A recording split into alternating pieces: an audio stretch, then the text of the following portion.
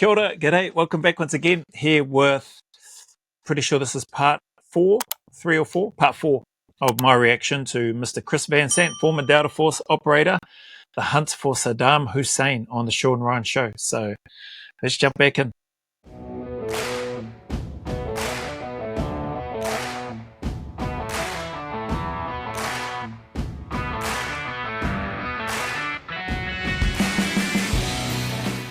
He convinced me to re-enlist. We had a joke, and I said, I don't really want to stay here, sir. As much as good a time as I had, like I wanted to get back to jumping out of planes and being a paratrooper at least, and start working my way back towards special operations. And the best place I thought to do that was Fort Bragg.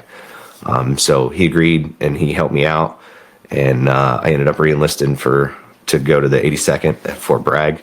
And I thought, all right, I'm one step back closer. I'm gonna go back to jumping out of planes, being an infantryman in a airborne unit, and I'm at Bragg, which is like kind of the hub and the best place to be if you're going to continue to go down that path. Yeah. So you were like a no bullshit, very direct, to the point, no matter what the consequences are, from a very young age. Because those are two tough questions that you got, and you answered them honestly. That takes a lot of people a number of years to get to that point. Probably to a fault.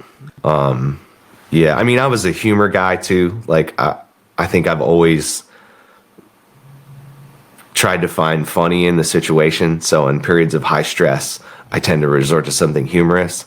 Like, I didn't say that, but there was a bit of my response to Master Sergeant Blackman that I hoped he would laugh. Yeah. You know, like I rolled the dice. Yeah. But, and that was true. That was true to the time, and probably, you know, still some issues today. They've just changed a lot of things and made it better for people. But yeah, I think I was trying to get him to laugh a little bit too. So yeah, speak your mind, hope for the best. Yeah. Doesn't always work out like that. Doesn't. But we're very similar in that aspect. But so you moved over to the 82nd Airborne. Yeah, I moved over to the 82nd. Again, I was a mortar guy. I immediately took a mortar section in a line company. I was in Alpha Company 2nd 325. The White Falcons.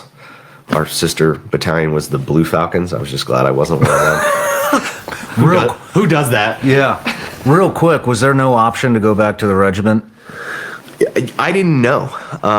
That was not a question I ever asked. Somebody asked me that like last year, and I'm like, I don't know. I don't know if I could have gone back or not. In my mind, because when you go through the Ranger Indoctrination Program and all that stuff, you get RFS, whatever that stands, I don't even remember. But if you get booted, my opinion was that you could never come back. So I don't know the answer to that question. I don't know if you could or you.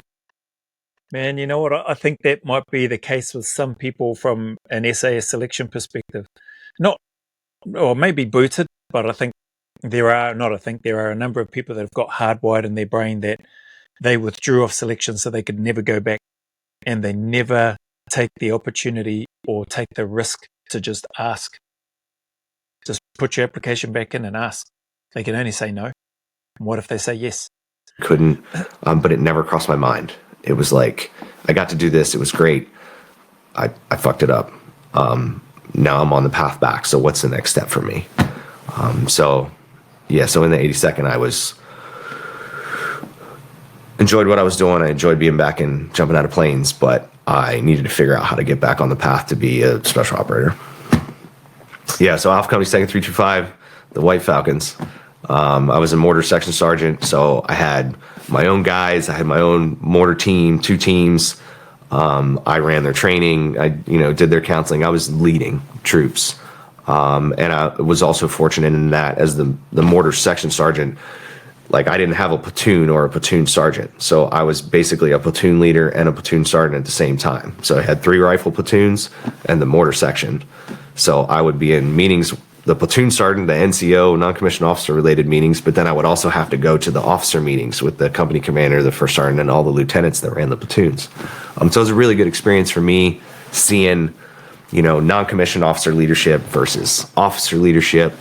And I kind of ended up in a point where I was getting to know and sort of chaperoning a lot of the new lieutenants that would come in. Their platoon sergeant was an E7. He was this big, intimidating guy that they were scared to ask questions to. I was an E5 promotable, low-level non-commissioned officer, and because I was approachable and joked and laughed and stuff, I think it made it easier for them to like talk to me and ask me questions. So I ended up sort of in a role where I had a good relationship with new lieutenants that would come in and kind of help them along the way. That turned into meeting a young lieutenant named Paul Caron. Paul and I became friends very quickly. He was a West Pointer. Just a good dude, just wanted to be a good leader, like wanted to train guys, wanted to make soldiers better at what they did so that they could win the fight and survive on the battlefield. And I think I saw that right away. Very much a Boy Scout, a little dorky, but like not in a bad way, more like in an Eagle Scout kind of way. Yeah. And I kind of appreciated it. Didn't know anything about his family, but ended up finding out later on that his dad was the Delta Force Sergeant Major, was Doug Caron. And so Paul, before I knew that, had a lot of conversations with me about going to SF versus other things. He asked me why I wanted to do it. And I said, at this point, I knew enough in the service, and now I'm back at Bragg. I knew I wanted to end up, if I was capable, as a Delta operator. But I assumed that I had to go be a Green Beret or a Army Ranger, which I had already messed that up. I had to go be a Green Beret to get there. And he said, why would you do that? And I said, what do you mean? I said, it's a stepping stone. Like, I'm a young dude. I can't just go straight to being a Delta operator. They're not going to take me. I have no combat experience. I'm young, blah, blah, blah. And he said, well, yeah, that's not how it works. Like, you can submit to be asked to attend selection for that side of the house, and you don't have to be a Green Beret. He's like, the minimum requirements are this. They do a briefing at this time, and I didn't even put together how this guy knew all this. Like, this is before I knew his old man was the unit sergeant major. He'd basically grown up as a kid with his dad in that organization. Wow, that's cool as to hear. Like, listening to and the combat experience and all that sort of stuff. I've always been fascinated. Not that this is giving a full detailed insight into it, and I don't know what the requirements are. I don't think he's gonna. I don't know if he'll go right into it, or maybe he will, maybe he won't.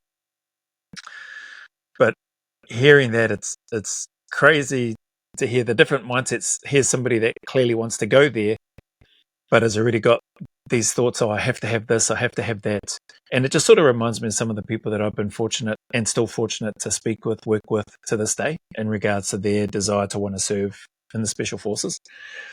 And I try to be as careful as I can and let them know, take what I say with a pinch of salt. This is going back more than a couple of decades now in terms of the process that I went through to be considered and to try to progress into the unit, and then fortunately and thankfully ultimately having the opportunity and privilege to serve in the Australian unit. But even then, there's a whole bunch of changes that have taken place since then. And the requirements, the prerequisites may be very different to what they were. But it's cool to hear that there wasn't, or it doesn't sound like there was a prerequisite that you have to have had combat experience or deployable experience. I personally don't think that should be a prerequisite. I think it's great and that it's no doubt helpful, but I don't think it should be a prerequisite. That's just me. Why? Because there's plenty of people that have gone on to be highly successful and be incredible operators in the unit that never once had any combat experience or any military deployments prior to going on selection and passing the cycle and then getting badged and becoming a member of the unit, who have then gone on to see multiple combat operations, be involved in a heck of a lot of things and had awesome careers, and then helped the next generation come through. So that's largely what I base that on. And the fact that there is something about having the opportunity to have a young person or that youth and to be able to mold them into what you want and need them to be in order to serve in that unit, or to take what they already have and then develop that even more, is probably a better way of putting it. No shit. So he's withholding all this. Yeah, I don't think he was withholding. I think at a certain point, I think he thought he had told me or I knew. Okay. But he always used to say his dad was a combat engineer. His dad was a 12 Bravo. And when I would ask him, he would say, yeah, he's a sergeant major. Like, that's all he would say. He never said he's the Delta Force sergeant major. Right? Yeah. So one day we were coming back from training. Me and Paul, we were setting up some training for the platoon. I had moved. There's a point in there where he left the line company and he went to the reconnaissance platoon, to the scout platoon. And he asked me to come with him when he did it. And I was like, I'm an 11 Charlie. Like, I'm not a 11 Bravo regular infantryman, and those are regular infantryman billets. Matter of fact, they're Ranger qualified infantryman billets. And he was like, why don't you come with me? And I was like, how do I do that? And he was like, it's easy. You do a 4187. Like I said, he's a brilliant guy. Do a 4187 to the commander requesting an MOS change from 11 Charlie to 11 Bravo. And he goes, the commander signs off on it. We go to retention. They do some paperwork. They'll cut you orders for the MOS change, and then we'll move you over to the scout platoon and you can take a team. And I was like, but I'm a mortar guy. And he was like, Chris, you know more about small unit tactics and you do a better job like leading your squad than 99% of the rifle squad leaders that we have in this company. He's like, I'd love to have you over there. And so I did it. I reclassed. I was a E5 promotable because the points were maxed out back then. When I reclassed to 11 Bravo, the points were way down here because there's a lot of them. So I immediately promoted to E6 too. So now I'm a staff sergeant in the scout platoon, and yeah, doing that with him as my boss, the platoon sergeant, and then him as the lieutenant. But yeah, so we were out doing some training, setting up some training, and again, Paul and I got to be pretty good friends. And we were coming back, and he said, can we stop off and see my dad? And I was like, yeah. And again, I thought his dad was a combat engineer because he was a 12 Bravo, because that was his MOS. And so we stopped at the unit compound, and I was like, what are you doing, dude? And he's like, I'm going to see my old man. Be here. And I'm like, what are you talking about? So at this point, I had a selection date. Like I had. You already had a selection I had date. submitted my packet. They had accepted it and asked me to attend selection. And because Paul had talked me out of going the Green Beret route. And that's awesome. It's awesome to hear, and that he listened to the advice of this guy, Paul, who was an officer by the sounds of things, whose dad was the Sergeant Major for Delta Force.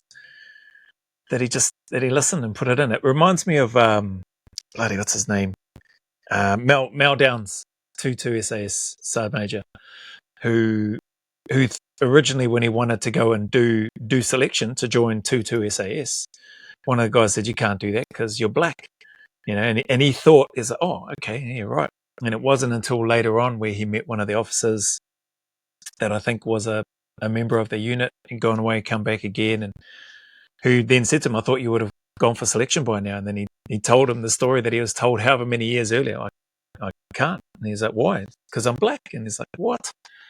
So then he had to, well, not had to, but he talked them through and explained to him that that's a bloody fallacy and that he can. And then the rest is history. So sounds like it may be similar to here, but going to see his dad or his mate's dad, Sergeant Major of Delta Force, I wonder if he was taking him to introduce him to say, this is the guy that's put in his papers or his application, or that's been approved because he got the invitation to attend, which is awesome. And convinced me to give it a shot. If it didn't work out, he's like, then you can go do that. Nothing against the differences. It made sense to me. Like, shoot for the stars. And so we went in the compound. I ended up meeting the unit sergeant major and scared to death out of my mind. And Doug didn't say anything. I think he said, like, Paul, I think he said, Chris, Paul tells me you have a selection date. And yes, roger that, Sergeant Major. Yes, I do. and all he went was, good luck. Not like encouraging, just good luck. Like, good luck, kid. You're not going to make it through this. But yeah, and then we got out of there, and I ended up going to selection twice. But yeah, I went from. I think that's how it should be too. Like, I personally wouldn't have wanted to meet anybody in the unit, whether they were a friend of mine's relative or whoever. Especially not somebody of rank. And I wouldn't have wanted to meet them having had my application in to do a selection course, if that makes sense. It just, it would have made me uncomfortable. I would have been like, no thanks. I went from that 82nd reconnaissance platoon to selection. I failed the first time. I got pulled the day before the last day, fair to meet the time standard, as they say.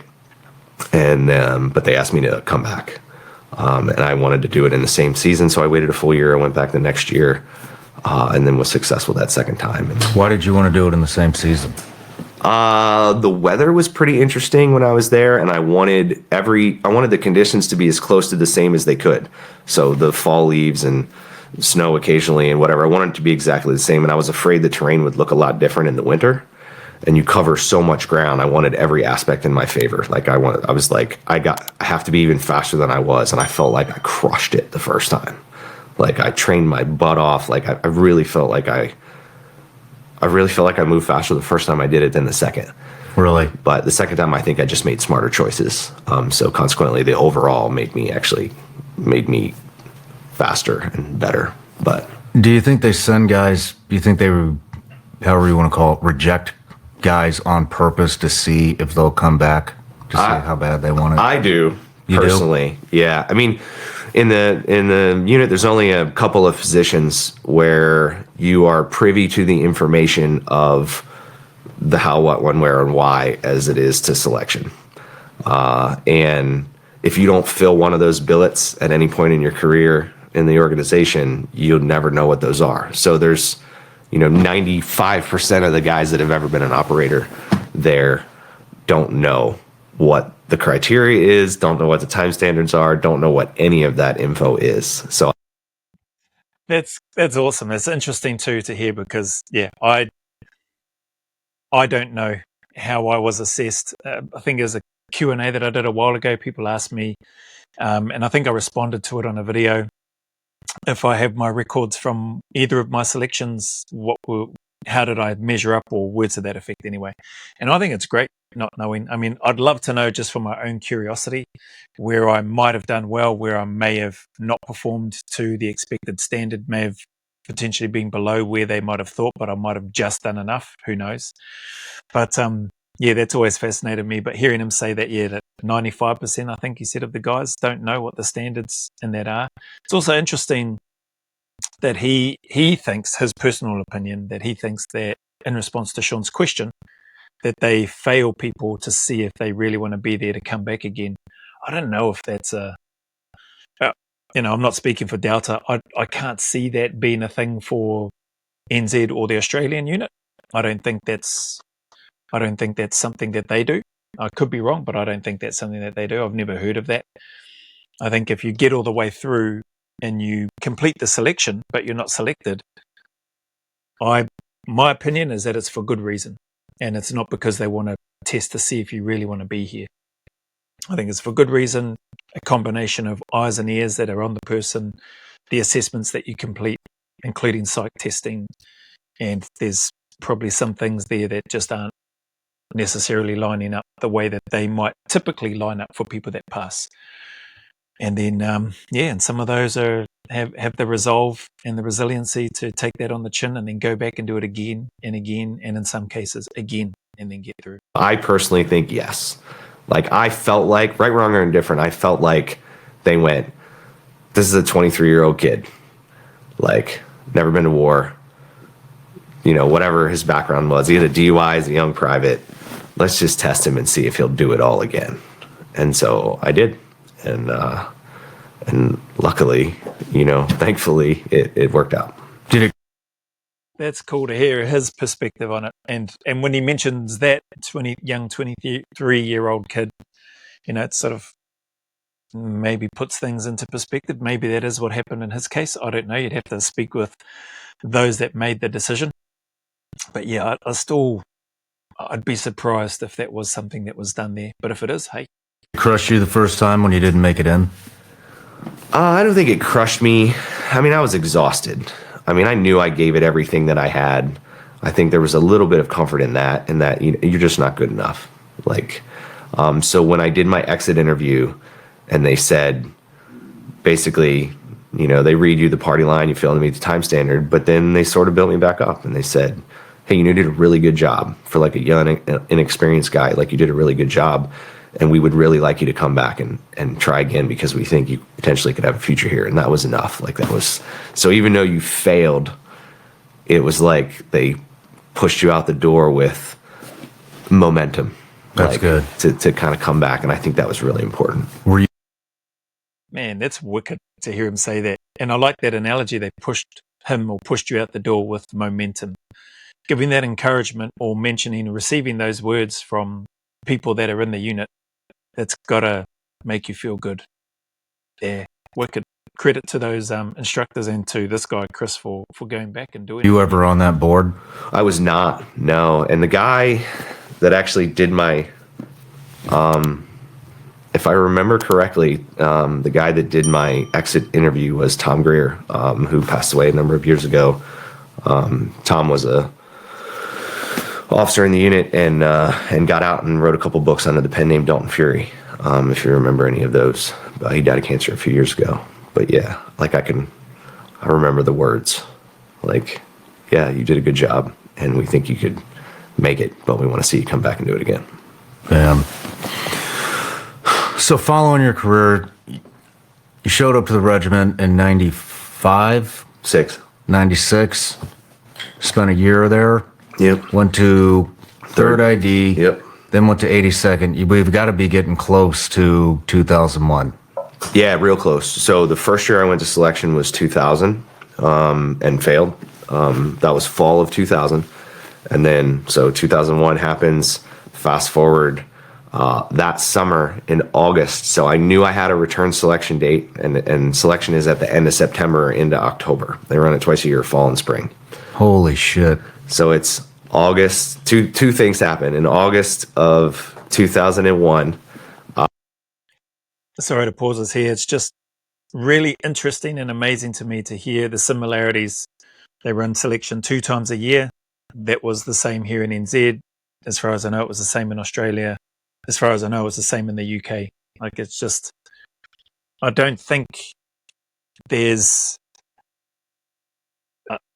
I think that's probably the sweet spot, for want of a better term, in terms of numbers of selections. They'd want to have more people in the unit, yeah, but I think having those 2 times per year, I don't know what it's like in the US, but hearing that they run it 2 times a year for Delta Force, it's cool to hear the similarities, which isn't surprising to a degree, considering that Delta Force was founded on the basis of the UKSF selection process. So pretty cool. They've seen something, it works, let's look to implement that and apply it over here, and clearly it works for them as well. I sprained my ankle playing basketball a month and a half out from selection.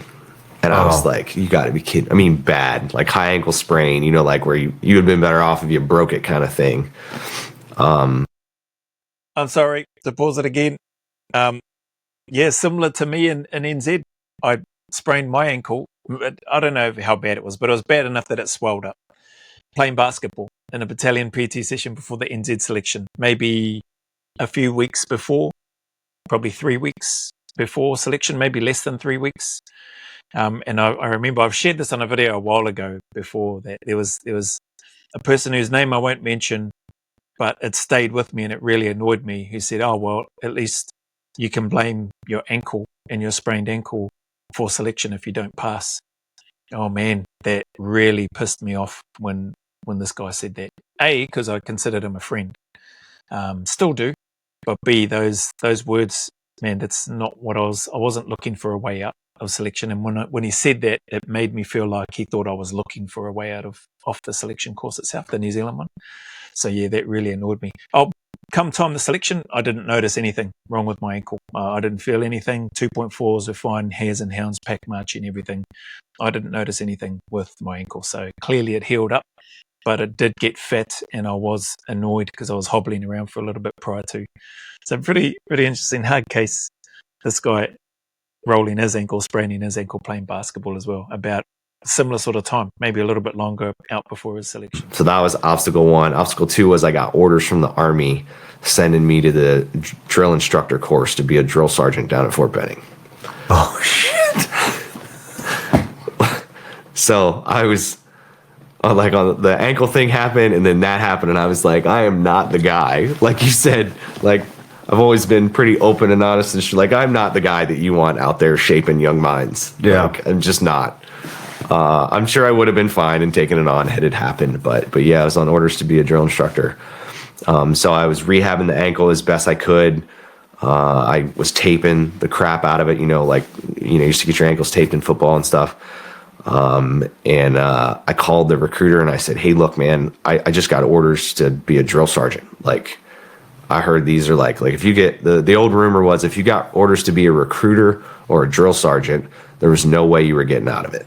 Like, that was your path. And for the next 3 years, that's what you were going to do. And so I'm terrified. And I called the unit recruiter, and he was like, yeah, no big deal. Don't worry about it. And I was like, what? And I go, but I'm supposed to report like before I go to selection. And he was like, yeah, don't worry about it. And I'm like, so you just want me to not report? And he was like, yeah, whatever. And I'm like, all right, well, this guy told me I don't have to do anything, to just ignore it. And so whatever happened behind the scenes, that time came and went. 9/11 happened. And I was out in the field training with the recon platoon, with the scouts. And then not 2 weeks after 9/11, I left and went to West Virginia for selection. Damn. Do you think that event gave you extra motivation that maybe helped you get through selection the second time? I think it did everybody. Yeah, I think the realization was, if I get through this and then get through the operator training course, like, I'm going to war for my country. Like, absolutely no doubt. Like, and I think the wanting to be like that force that you knew was going to take the fight to the people that were responsible for this, I think that was huge. I wonder if the percentage-wise, or the number of candidates that were on this Delta Force selection, the one that he was on a little bit after 9/11. I wonder if that was one of the higher success rates. It'd be interesting. I'd love to know if it was. Maybe Sean might ask that question later on, but I'm going to wrap this one up here because it's nearly 30 minutes. But I wonder if the success rate of those from his selection, given its close proximity to the events and tragedy of 9/11 that took place, if that saw an increase in the number of those that stayed the course and passed the Delta Force selection in that time. But anyway, yeah, I'm gonna leave this one here. Just seems to be, after doing the Tucker Carlson reactions to those series, or that series of videos that he's done up and put up, these conversations and the connections for a lot of military people, and how the events of 9/11 unfolded, and where people were and how they recall what they were doing or what they were thinking, what drove them, etc. I think there's a lot of similarities, and likely they probably believed the whole narrative as well. I wonder what they would say, or what they think, if they've seen the Tucker Carlson 9/11 series, if it's changed their thoughts or perspectives on the reasons for it, and wonder if it's made them doubt any of the, some of the decisions or the false flag stuff that happens, or that has been touted as happening, I should say. But man, anyway, I'll leave this here. Appreciate your time and support as always. Appreciate the comments. Appreciate if there's no comments, or if there's just a thumbs up or a review or whatever. Thank you very much for your time. Thank you to those new subscribers that have taken some time to sub to my little channel. Sincerely appreciate it. Thank you very much for that. And that being said, as always, the message is the same. Regardless of any difficulties, struggles, hard times, challenges that you may be going through right now, you or somebody that you know, man, just stay in that fight. Keep turning up, put one foot in front of the other, and take one day at a time. Things can do and will get better. The sun will shine again. There are better days ahead, and those better days are always closer than you and I think. So just stick at it. As always, go always a little further. Remember, who dares wins and who cares wins. And until the next video, there's a big mana wave coming from me to you, filled with my aroha, respect, appreciation, and gratitude for you all.